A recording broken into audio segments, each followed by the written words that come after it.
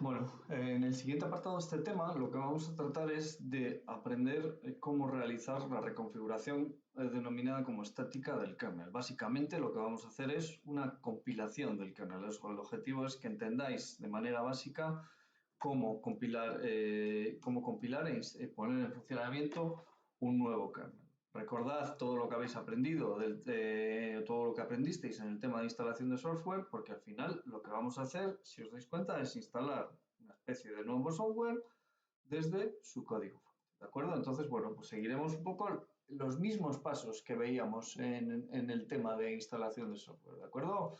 Vamos a ver que, bueno, pues lo primero será obtener el código fuente del kernel que deseamos compilar, luego configurar dicha compilación, realizar el proceso de compilación y el de instalación. ¿De acuerdo? Bueno, en el primer paso, en la obtención del kernel, bueno, pues nos debemos que ir a la web donde se almacenan, donde están los repositorios de los kernels de Linux, y bueno, pues descargar la versión de kernel que queremos instalar.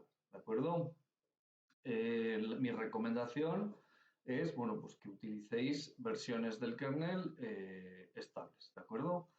Bueno, pues en la web kernel.org tenéis todas las versiones y bueno, pues ahí nos indica cuáles son estables y cuáles son versiones en desarrollo. ¿Vale? Entonces, bueno, básicamente vamos a ir al terminal para que veáis un poco cómo se hace. Bueno, yo ya tengo aquí, fijaros lo que decía, perdonad que se me ha olvidado comentarlo. Es recomendable trabajar de manera estructurada con el software y bueno, pues como decíamos en el tema de software, el sitio recomendable es USR SRCI. De hecho, bueno, pues si os vais a ese directorio en vuestra máquina, bueno, pues veréis que ahí es donde están, en este caso, los headers de la versión del kernel de nuestra máquina, que es la 4.9. Y bueno, pues ahí veis un tar XZ, que es el kernel que yo me he descargado para compilar, ¿vale? Entonces, bueno, pues el primer paso obviamente será descomprimir el kernel con el que vamos a trabajar. Bueno, tarda un poco, pero ahora enseguida lo tendremos. Bueno, una vez que tenemos descargado nuestro kernel, vemos que aparece por ahí el directorio y bueno, pues tendríamos acceso al directorio con el código fuente de nuestro kernel, ¿de acuerdo? ¿Cuál sería el siguiente paso? Bueno, el siguiente paso es la configuración. ¿A qué se refiere esto de la configuración? Bueno, pues para la compilación del kernel o durante la compilación del kernel se lee un fichero a través del cual le pasamos a dicha compilación todos aquellos parámetros que queremos para nuestro kernel, ¿de acuerdo? Ese fichero de configuración es un fichero que se llama config, es un fichero oculto que se crea en el directorio base del kernel que hemos descargado, ¿vale?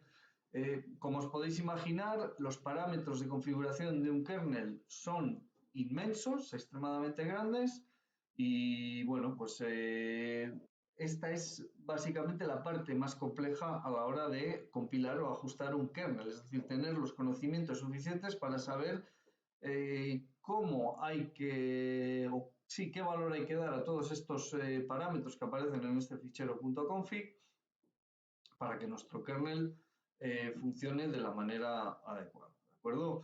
Es un complejo, como dice la transparencia, extremadamente complejo, es un proceso extremadamente complejo y requiere, bueno, pues entender muy bien el hardware con el que trabajamos y el sistema, ¿de acuerdo? Hay dos formas de crear este punto config. Desde cero, ¿vale? Es decir, bueno, pues yo voy a crear mi config sin ver ningún config previo o, bueno, la forma más recomendable es ajustar un punto config que tengamos de otro kernel anterior a los nuevos cambios que tiene el kernel nuevo y utilizar dicho kernel, ¿vale? Vamos a ver con un poco de detalle, os lo enseñaré en el terminal cómo sería la configuración en ambos casos. En el caso de trabajar desde Scratch tenéis tres opciones, ¿vale? Que van, bueno, pues desde más simple a un poco más elaborada, que serían make config, make menu config y make xconfig, ¿vale? Para que veáis cómo funciona cada una de ellas. Volvemos al terminal, estamos en la carpeta del kernel que hemos descomprimido y bueno, pues si os fijáis, podemos buscar en los archivos, a ver si está entre los archivos el .config y vemos que el kernel no viene con ningún config creado, ¿de acuerdo? De serie, es decir, le tenemos que crear nosotros. Entonces, bueno, pues la primera opción que tenemos para crear nuestro config es, como decíamos, el make config, ¿vale? Fijaros que lo único que va a hacer este make config es arrancar una especie de menú interactivo en el que nosotros le tenemos que ir diciendo, bueno, pues qué parámetro o qué valor queremos para cada uno de esos parámetros, ¿de acuerdo? Como os podéis imaginar, bueno, pues esta es una tarea extremadamente larga porque habrá hay muchos parámetros para definir, ¿vale? Interrumpimos dicha tarea o dicha opción de creación de config y vamos a ver una un poco más amigable, que sería el make menu config. ¿De acuerdo? Esta ya tiene, bueno, esto me está dando algunos problemas. Vamos a ver, fallan las instrucciones. Ah, vale, que lo he escrito mal, perdón, me he puesto mane. Make menu config. Vamos a ver, arranque. Bueno, pues ya veis, esto arranca una especie de interfaz que no es gráfica del todo, pero bueno, es una interfaz semigráfica y bueno, por ella podéis navegar con los cursores y podéis, de una manera un poco más estructurada y además organizada por secciones, podéis ir dando valores a los, bueno, pues a todos esos parámetros que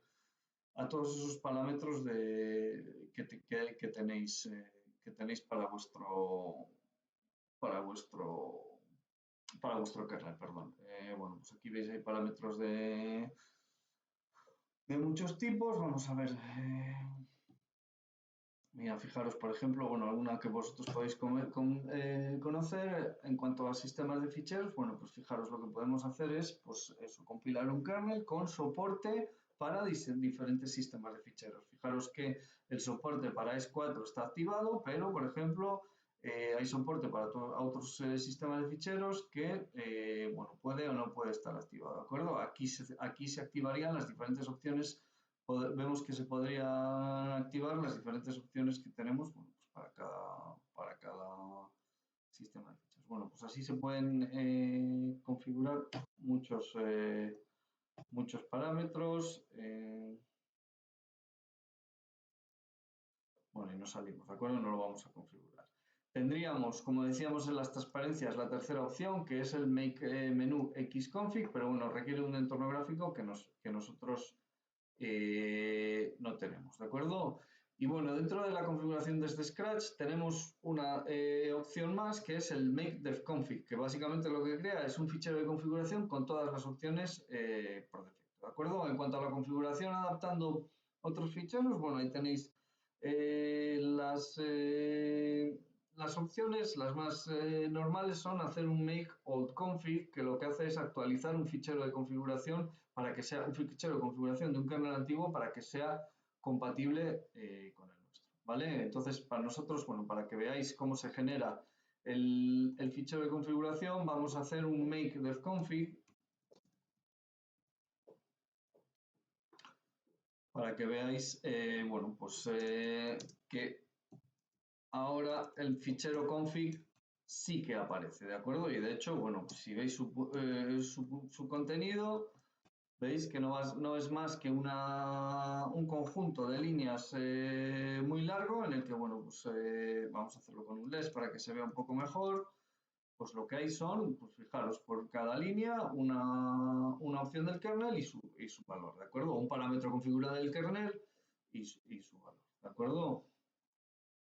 Bueno, esto sería todo en cuanto a la configuración y lo único que tendríamos que hacer una vez que tenemos nuestro fichero de configuración o lo siguiente que tendríamos que hacer es compilar, ¿vale? Ya sabéis, bueno, pues para compilar compilaríamos tanto el kernel, ahí tenéis el comando que se utiliza, podéis hacer un make bzimage o hacer un make sin opciones, ¿de acuerdo? Y lo que sí que tenéis que tener o lo que sí que tenéis que buscar es dónde queda vuestro kernel compilado, ¿de acuerdo? Va a quedar en un directorio que depende de la arquitectura en la que hayáis compilado. Y en este caso, bueno, pues en vez de ser en este i386 que tenéis aquí, que sería una máquina de 32 bits, sería bajo un directorio de x64, porque bueno, estamos utilizando máquinas de 64 bits, ¿de acuerdo? Además del kernel hay que compilar los módulos.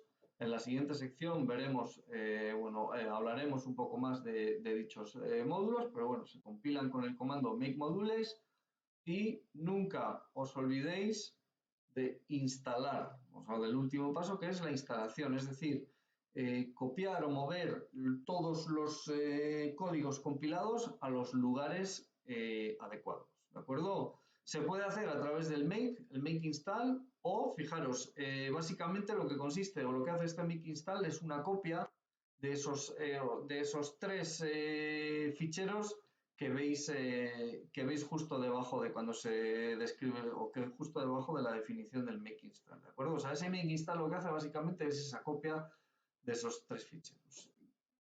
Y recordad, hemos compilado un kernel y unos módulos, tenemos que hacer un install del kernel y de los módulos, ¿de acuerdo? Y como último paso, si queréis que ese kernel se añada a la lista de kernels que tenéis disponibles en arranque, nunca os olvidéis de actualizar el cargador, ¿de acuerdo? En este caso, el group 2 para que, bueno, en su menú de arranque contemple el nuevo kernel, ¿vale?